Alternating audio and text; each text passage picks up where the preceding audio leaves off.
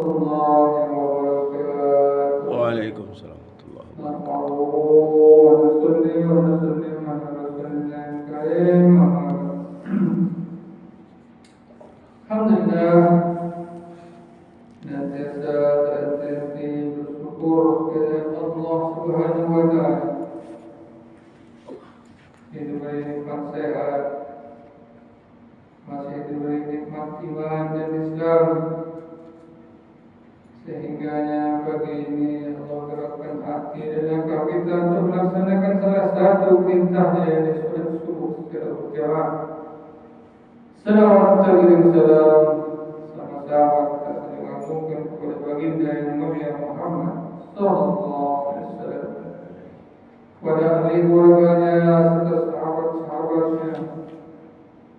Semoga kita semua kelak mendapatkan syafaat dari beliau. Amin ya rabbal alamin. Baiklah hadirin jemaah subuh yang mulia, mari kita akan mendengar mengulang-ulang nasihat-nasihat baginda Rasulullah tentang bab atau fadilah daripada zikir. Fadilah zikir, yakni mafhum hadis dari Abu Hurairah radhiyallahu anhu, Rasulullah SAW bersabda, Allah berfirman, aku bergantung pada sangkaan hamba-Ku kepadaku. Allah berfirman, aku bergantung pada sangkaan hamba-Ku kepadaku, dan aku bersamanya jika ia mengingatku. Jika ia mengingatku dalam hatinya, aku pun mengingatnya dalam hatiku. Dan jika ia mengingatku di suatu majlis, aku pun mengingatnya dalam suatu majlis yang lebih baik dari mereka, yaitu majlis para malaikat yang maksum dan tanpa dosa. Dan jika ia mendekatiku sejengkal, aku akan mendekatinya sehasta. Jika ia mendekatiku sehasta, aku akan mendekatinya sedepan. Dan jika ia mendekatiku dengan berjalan, aku akan mendekatinya dengan berlari. Hadis diriwayatkan Bukhari, Muslim dan Ahmad. Hadis di atas mengandung beberapa pelajaran penting, yaitu yang pertama, hubungan Allah Subhanahu wa taala dengan hamba-Nya menurut sangkaan hamba tersebut kepada Allah Subhanahu wa taala. Maksudnya agar seseorang selalu mengharap rahmat Allah dan jangan berputus asa. Kita mengakui bahwa kita adalah orang-orang yang berdosa, yang disiksa karenanya, yang akan disiksa karenanya. Walaupun demikian, kita jangan berputus asa dari rahmat-Nya. Apa sulitnya bagi Allah yang Maha Pengasih mengampuni dosa-dosa hamba-Nya? Allah Subhanahu wa taala menjelaskan dalam firman-Nya, A'udzu billahi minasyaitonir rajim. Innallaha la yaghfiru an yushraka bihi wa yaghfiru ma duna dzalika liman yasha. Sesungguhnya Allah tidak akan mengampuni dosa. Sesungguhnya Allah tidak akan mengampuni dosa syirik kepadanya dan mengampuni segala dosa yang selain syirik. Quran surat An-Nisa 48. Oleh sebab itu, alim ulama menyatakan bahwa iman adalah berharap dan takut kepada Allah Subhanahu wa taala. Suatu ketika Nabi SAW mendatangi seorang pemuda yang sedang menghadapi sakaratul maut. Ketika beliau menanyakan keadaannya, pemuda itu menjawab, "Ya Rasulullah, saya selalu mengharap rahmat Allah dan takut atas dosa-dosa saya."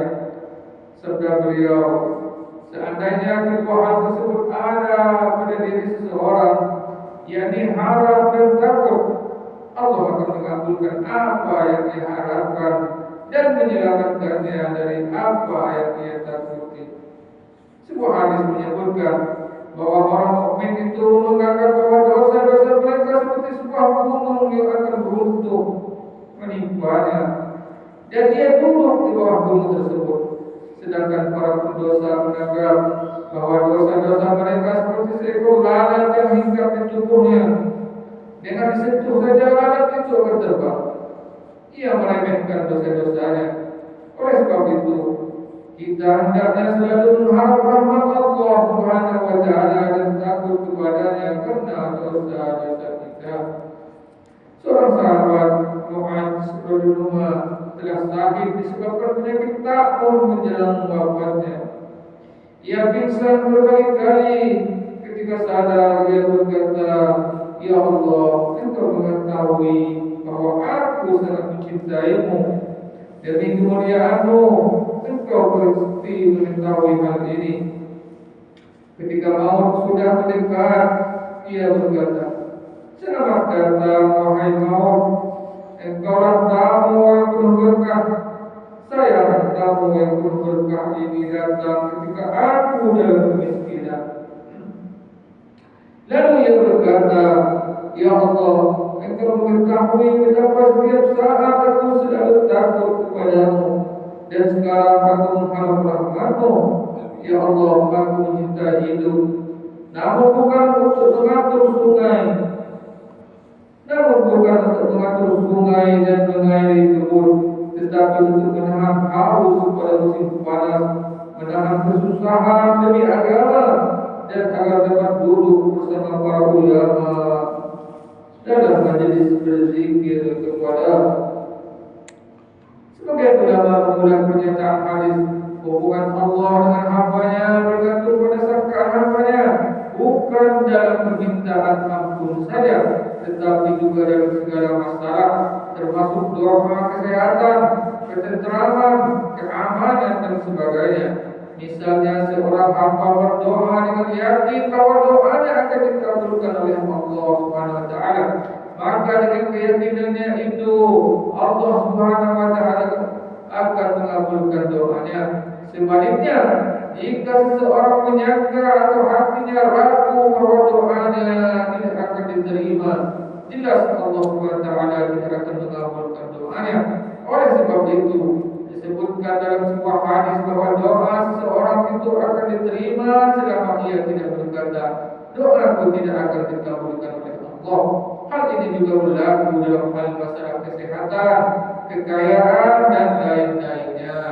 Hadis lain berbunyi, barang siapa yang kelaparan lalu ia meminta-minta kepada orang lain, maka Allah tidak akan mencukupinya. Seandainya ia mengadukan segala hajatnya kepada Allah Subhanahu wa Ta'ala, niscaya Allah Subhanahu wa Ta'ala akan menjauhkannya dari kesulitannya.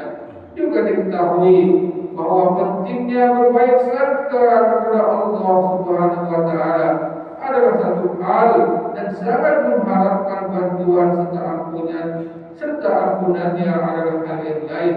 Allah Subhanahu wa Ta'ala mengingatkan dengan firman-Nya, wala yawurunnakum billahil ghurur. Dan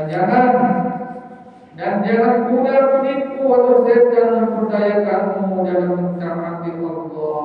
Quran Surat Luqman 33. Maksudnya, jangan sampai setan menipu kita sehingga kita terus berbuat dosa, karena Allah Maha Pengampun dan Maha Pengasih. Allah Subhanahu berfirman, Allah Subhanahu wa Ta'ala berfirman, At-Talaqal ghaiba am tattakhudha inda ar-Rahmani ahda. Adalah dia melihat yang gaib? Adakah dia melihat yang gaib? Atau ia telah membuat perjanjian di sisi Tuhan yang Maha Pemurah? Sekali lagi tidak. Quran surat Maryam 78-79. Kedua kalimat, barang siapa berzikir kepadaku, aku akan senantiasa bersamanya.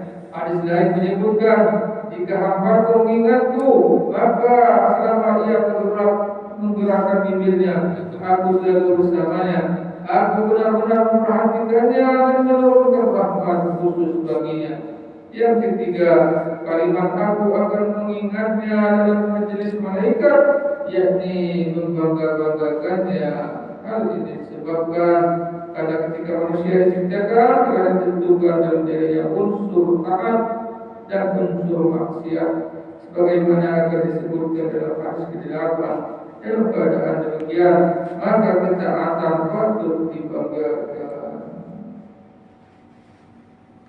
Alhamdulillah hadirin, beberapa hadis dan dengar, semoga kita tambahan ilmu dan bisa kita amal dan bisa kita sampaikan kepada yang belum mendengar. Kita sempurnakan dengan doa kepada Tuhan. Allahumma bihamdika asyhadu an la ilaha illa anta astaghfiruka wa atubu ilaik. Assalamualaikum warahmatullahi wabarakatuh. Waalaikumsalam warahmatullahi wabarakatuh.